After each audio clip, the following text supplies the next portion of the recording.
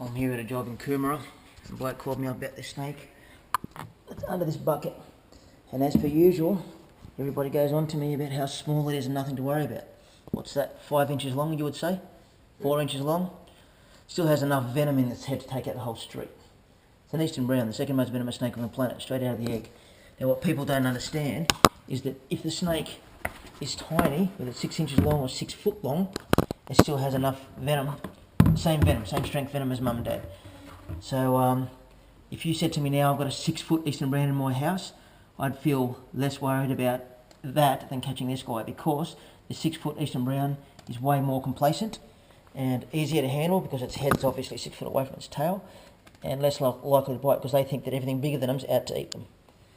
So you have the second most venomous snake on the planet right there, and because it's so small, it's probably the one that's hardest for me to handle.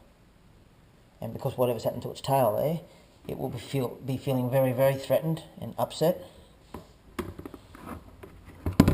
So I'll slide him into the bucket to make my life a lot easier. Bad news is obviously a few more around somewhere. Because that's only just hatched. That's only just hatched? Yep.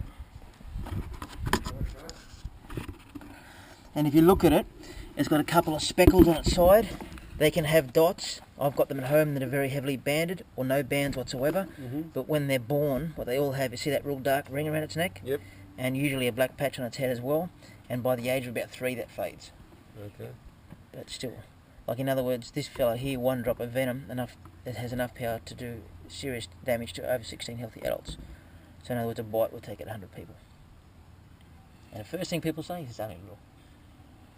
Yeah. And that's probably the most common misconception. That's why I rang you. I mean, I'm amazed at how many people judge the snake bite size, and it's just about every single person. Yeah. Yeah, but anyway, I stick him in the car where he can relax and you can relax.